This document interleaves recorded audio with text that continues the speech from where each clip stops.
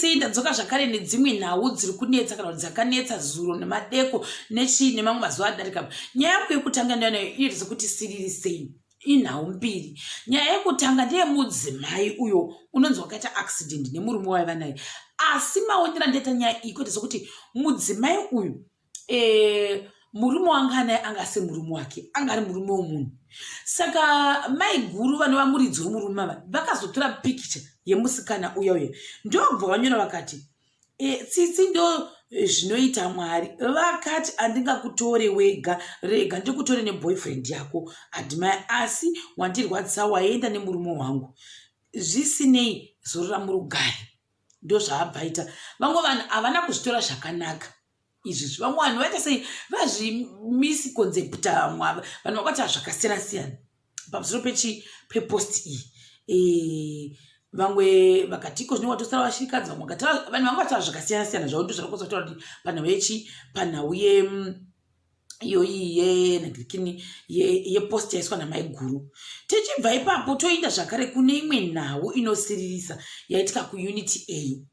Zvikanzi kwaitika disaster kuunity A. Yesterday, Wednesday 21 October, disaster struck in Unity K, where a tank stand with a 5,000 water liter tank which was poorly installed fell on kids, resulting kurufu rwevana vaviri, and the third akata say ari admitted kuchitungwiso hospital. One of the kids akashaika away was a very young girl aged 1.5 years, and she stayed panhamba yakati kuunity A ikoko. Mutumbi wake ucharadzikwa kumudzi vavati zvakare burial yacho ni futi inenge ikomuswa 23 October paBenson Mine. Vamwe ndokuti zvakare mwana wepiri akashaika angari mwana anonzi Trinity aiita grade 4, and she was a sister kune munhu ari injured right now, mukomana anonzi Tulani, ndiye akakuwara gumbo. Zvikanzi Trinity acharadzikwa kwaMarange muswa 22 October. Zvikanzi zvakare vari kuchema panhamba yakati kuchitungwisa zvakare ikoko. Saka vanhu vazhinji mukucomment section angu vatati tarwadziwa zisingamboiti, is so sad, nematambudziko RIP nematambudziko ndo zvanga zvakazara. Zvikanzi apa pafamba Satani zvokwadi, zvinhu zvinogwadza. It's a shame kushaka neshira akadai. Zvikanzi dai vazorora murugare, said how was that stand secured. Vamwe ndokuti does look like those feet were embedded into concrete. Guys, let's be careful. This is a serious disaster. Inga zvakaoma zvogwadza zvisingamboiti. Hakuna ere engineering team anokwanisa kuvheta zvinhu izvi zvisati zvatanga kushanda, because I'm telling you more vanhu vachashayika nezhira dzakaita sezvizvi. Vamwe vakati makomba anofana kucherwa at least 1.5 meters then poiswa concrete. Doesn't look like pakaiswa concrete at all up. Nevamwewo zvakare vamwe ndokuti ko nekuda kwevanhu vakaisa chitengi pamusoro vachichazaiswa pasi. Zvikanzi aiwa inhau yekuti vanhu vanenge vachikakana kuti kuswa muchetura mukati mematengi iwaya ndosaka achikwa pamusoro. Ati hazvina kushata. Zvikanzi nevamwe ko ngirikini nekuda kwevanhu vasingahaiti nyangwa vanokaramba chii nekuda kwe hatikura nhema zvinhu zvatoitika panguva ino, esi vanhu vakutotaka kuti look forward kuma-measures anokwanisa kudzivirira izvi. Tobvapo toenda zvakare pane nhau yaSoldier Love. Pakanzwa mapeji akasiyana zvikanzi bvisa tattoo, tangai mafunga ka2, nyange muchiti zvenyu mukugara muri 2 titori 3, handivofe ndakaita free ndo mufunga ginya by ginya ndofunga. Remove the tattoo, think it twice. You may think it's only the 2 of you in the relationship, but it's the 3 of us, said Jah Love in an upcoming song lyrics. Source 263. Ndobva waisa mawe zvikanzi achawadyira bhonzo. Muchinda ana Bond Lisa ngaagare akaringashira, anogona kudyirwa bhonzo nemukomana webhongo uyu. Rudo rune makwa akawandisa urwu. Vamwe kati ndezvekupenga izvi. I thought I liked Chija, but now ndakutoita sei ndakusapota Bond Lisa. Vamwe ndokuti Soldier Love ndiye akagadzira Bond Lisa kuti aoneke right now. It's said though kurwadziwa uko vamwe kati iyi obsession yakadai inogona kuenda up yani crime.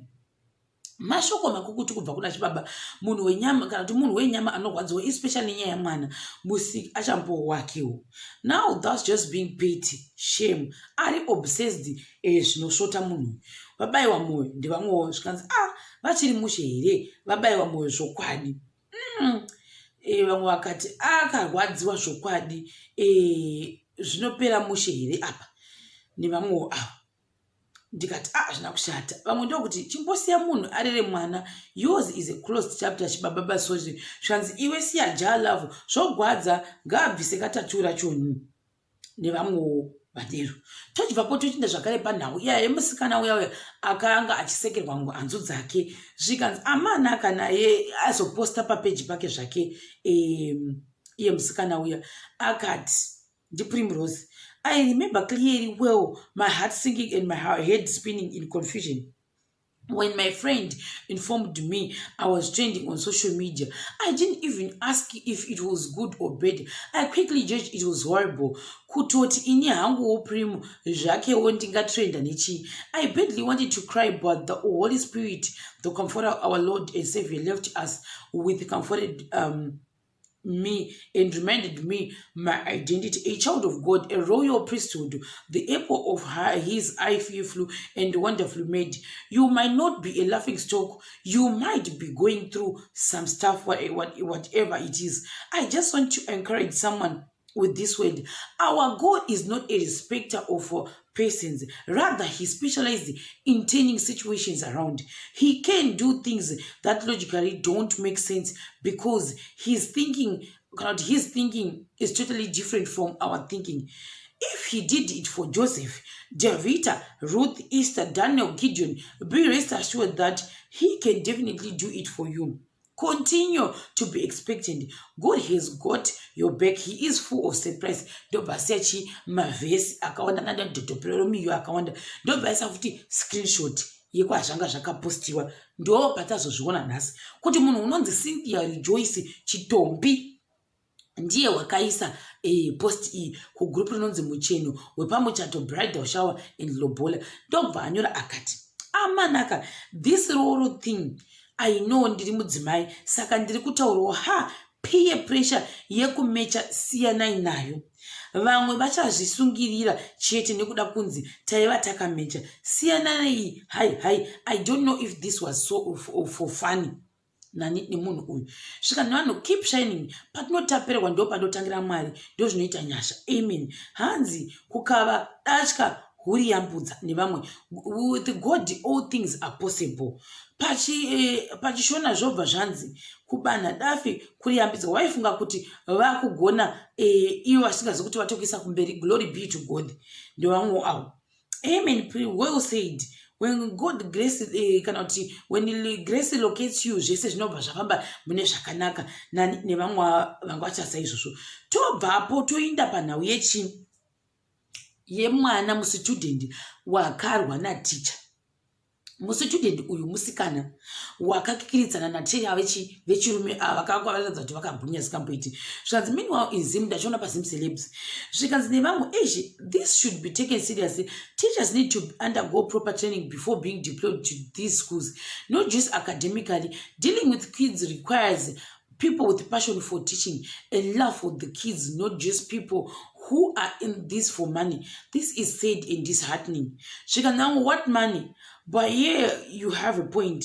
True money is great, but let's not take it out on kids. She may have provoked him, but he was supposed to be an adult about it. Nayo matisha ipasima anoonere woman. Tunorova vana kunge tukurova imbwa nekuda kwei ndevamwe wavo. The teacher is guilty. Ndindatanga kuchiona mwana ashata uyu. Ushatisisa. Hapana apa teacher vari kurova nemwana like vari kurwa neshamwari yavo. Ina would react the same. Teacher varohwa nemwana ndevamwe avo. Zvishona yako yakaoma zvokwadi. I'm just happy mwana anokanda fight uno. Apa musikana waihwa na teacher wechirume. Teacher akutoramba kubatwa nevangu kuti vadise masaramba nyika zvikanzi teacher vanenge vanenzira ndo matarwa vanenge zvikanzi anenge achionyerwa mufunge zvakamboitika kuskuru kwandaidza arova zvekuti waiti unganzi ukuenda kuofisi 12 waipindwa nemweya wekuti handichada chikoro, but akazorohwa one day akazvirega zvokuonerwa izvo.